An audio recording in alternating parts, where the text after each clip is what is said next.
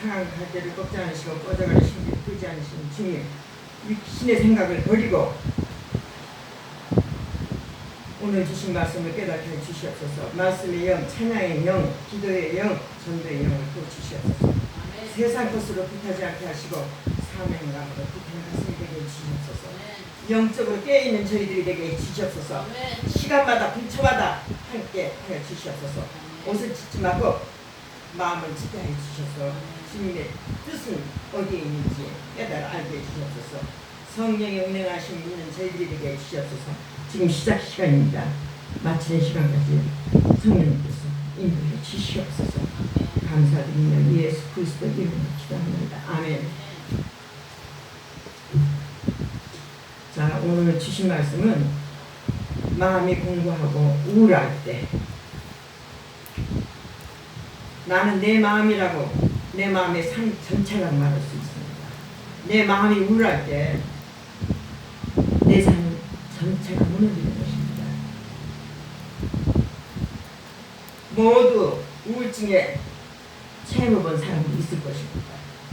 우울증은 개인적일 수도 있고 집단적일 수도 있습니다. 현재 우리나라는 경제 빈부 차이로 자살 충동이나 많은 사람들이 어려움에 처해 있습니다. 빈부 차이가 너무 심해요. 그리고 물가가 무섭게 또 우울증은 종교인이라 우울증은 신령한 하나님의 종이나 신앙이 깊은 사람이라고 해서 걸리지 않는 것은 아닙니다. 우리가 함께 힘을 합쳐 살아가야 하는 것입니다. 뭉치면 기도하고 아멘.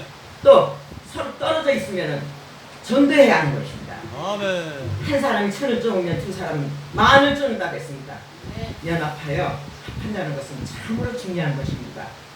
대사수 많은 사람은 나 한 사람쯤이야 생각하는데 힘을 모아 태산이 하겠습니다. 철길도 한 걸음부터 시작하는 것입니다. 모든 것이 나로부터 시작되는 것입니다. 아멘. 우리가 기도해야 하는 것입니다. 빈부 차이 없게 해달라고 전치 그럼요.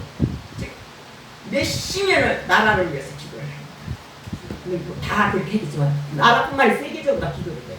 저는 하나님 기도 안 하면은 이거 뭔가 밥을 안 먹는 것 같아요. 그리고 허전하고 뭔가 내일을 안 오는 것 같아요. 그 기도를 하고 나면 마음 평화가 와. 그 다음서부터 이제 내가 하는 일을 해요.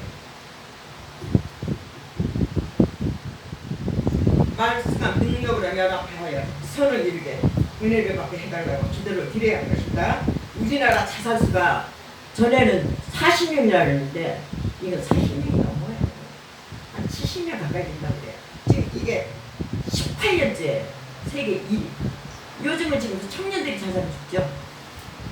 요즘 보니까 또 결혼하면 3억을 준다고 그러네, 나라에서. 그게 진짜인지 아닌지 뉴스에 나오는데 이거 그러면 괜찮네. 그러면 지금 청년들이 자살에 많이 죽잖아요. 직장이 없고 앞으로 살 길이 막막하니까 결혼도 못하고 자식도 못 낳고.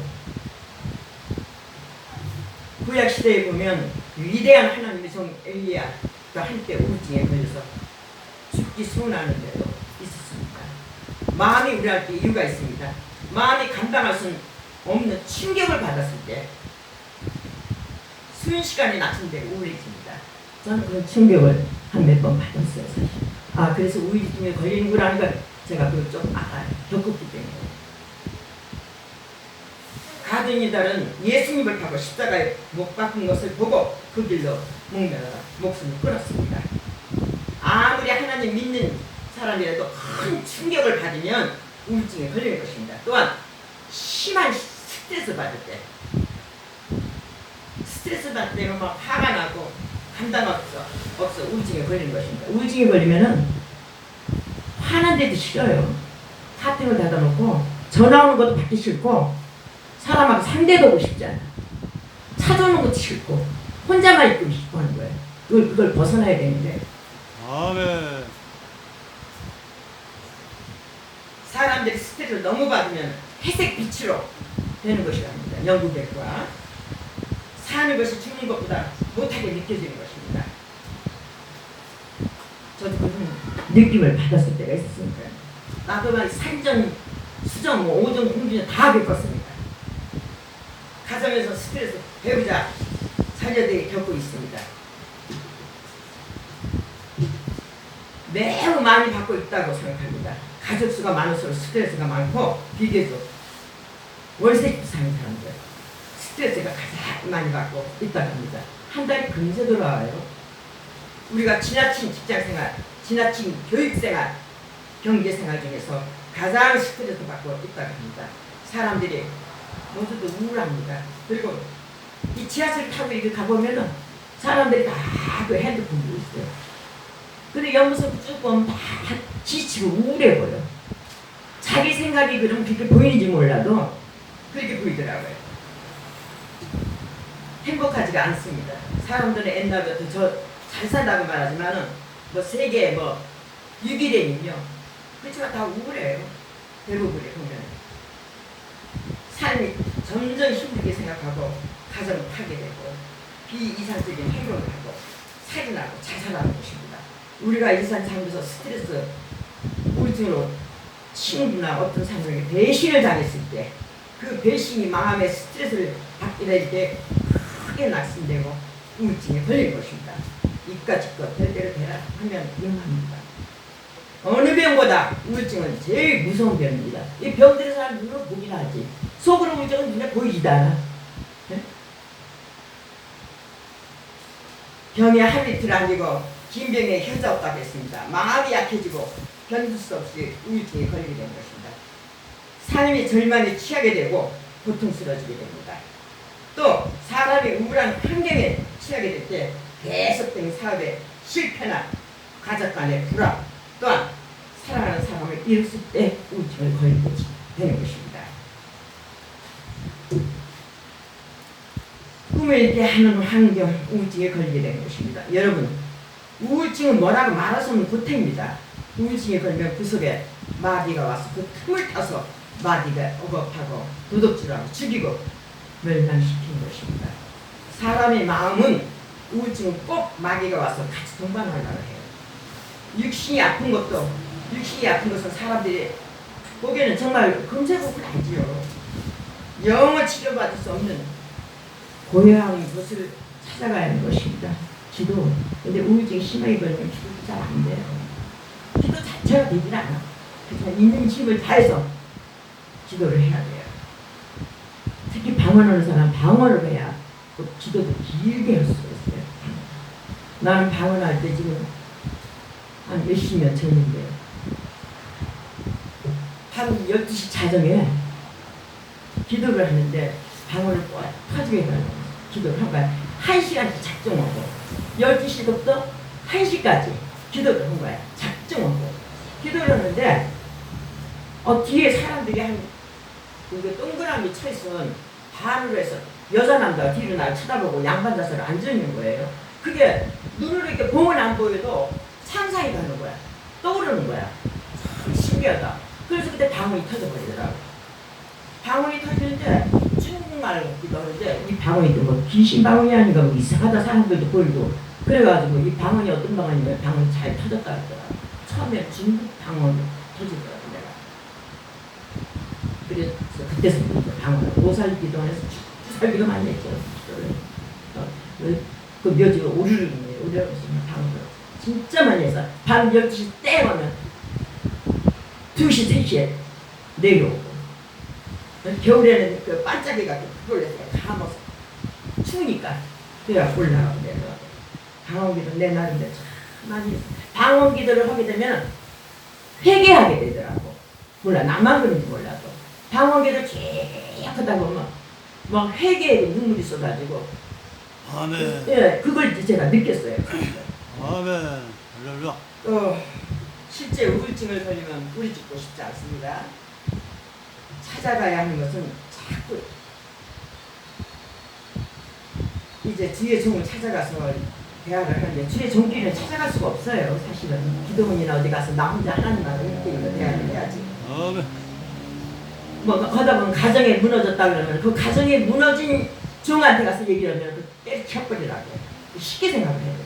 가정이 그래서 중요하고 그때뿐이지 그때만 지나가면 된다 하고 그러고 그걸 잡아줘야 되는데 그걸 쉽게 생각을 해버려. 아이고 때려쳐 이거 해버려. 그렇게 되거든요. 말로 간단하게. 그게 인생이 자기 인생에 묶여있는 거죠. 끝까지 사실은. 그러나 그 점에도 불구하고 가서 있는 힘을 다해 부딪혀야 합니다. 예수님께서 십자가에 못 박힐 때 굉장히 충격을 받았을 겁니다. 사랑하는 제자에게 배신을 당하고 주님께서 십자가에 못 박게 되는 얼마나 큰 충격이겠습니까? 그때 예수님께서 마음이 민망하게 죽게 되었다고 말했습니다. 그러나 겟세마네 동산에 가서 얼마나 부딪혔는지 그 이마에 땀방울에 핏방울이 되어 떨어졌다고 했습니다.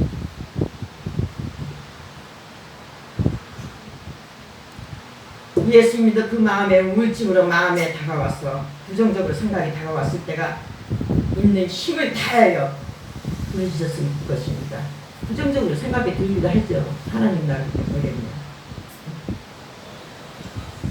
그렇기 때문에 신앙 깊은 주의종이나 상담하는 게 신앙이 깊은 종. 근데 뭐 겉으로 봐서는 알 수가 있나. 자기하고 아는 사람한테 찾아가지. 부부간에 싸워서 상담하는 시어버리라고 하는데 내가 좀 말씀드린 게 있는 적이 있네. 또한 우울증에 걸리면 푹 쉬고 잠을 자는 것이 좋습니다. 하나님께서 엘리야를 우울증에서 치료하는 것은 로뎀나무 밑에서 잠자게 했던 것입니다.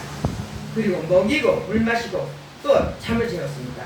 그것이 바로 하나님의 엘리야 우울증 걸렸을 때 치료하는 방법이었습니다. 너무 필요하여 가로하면 또 우울증이 걸리게 되는 것입니다. 또 막 화가 나고 부부간에 싸울 때는 밤에 저녁에는 절대 싸우지 마세요. 왜냐면 하루 종일 필요에 쌓인 데다 부딪히면 딱 부딪히면 싸워버리는 거예요. 그러다 보면 이혼이 되는 거죠. 그 대부분 밤에 싸우지 말라 했잖아요. 내가 어느 책에서 그걸 봤어요. 저녁에는 부부끼리 부딪히지 말라. 이게 막 신경이 날카로워가지고 막 이완을과 크게 싸우게 돼요. 하나님께서 엘리야를 40주를 걸어서 홀산까지 여행을 시켰습니다. 그것이 눈으로 보고 맛보고 귀로 듣고 냄새도 맡고 만지고 그 여행을 통해서 운동을 하게 됩니다. 수족을 놀리게 되고 또한 산책이나 맑은 공기를 맡게 되고 가벼운 운동을 하고 남자들이 15%가 15살 이상 45% 이상의 전혀 운동을 하지 않는다고 합니다. 그렇기 때문에 우울증 걸리기 쉽습니다. 마음이 새로워지고 우울증에서 벗어나게 되는 것입니다. 오늘날 되게 스트레스를 술 마시고 춤추고 19%, 그냥 꾹 참는다 15%, 친구 만나서 이야기한다 13%, 잠잔다 6%, 운동한다 6%, 그렇게 되는 것입니다. 또한 긍정적인 마음을 가져야 됩니다. 사실은. 근데 그게 내가 막 짜증나고 막 그러면은 그렇게 되기가 조금 쉽지는 않아. 노력을 해야지. 부정적인 생각을 나는 못해, 나는 안 돼, 어두운 것보다 빛을 보게끔 애를 써야 되는 것입니다. 건설적인 것을 보도록 노력하는 것입니다. 우리가 안 된다는 생각은 70%입니다.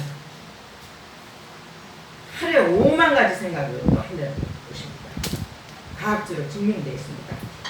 우리가 찬양할 때, 박수 칠 때 엔돌핀이 돌고 스트레스가 풀리고 잠도 잘 자게 되는 것입니다.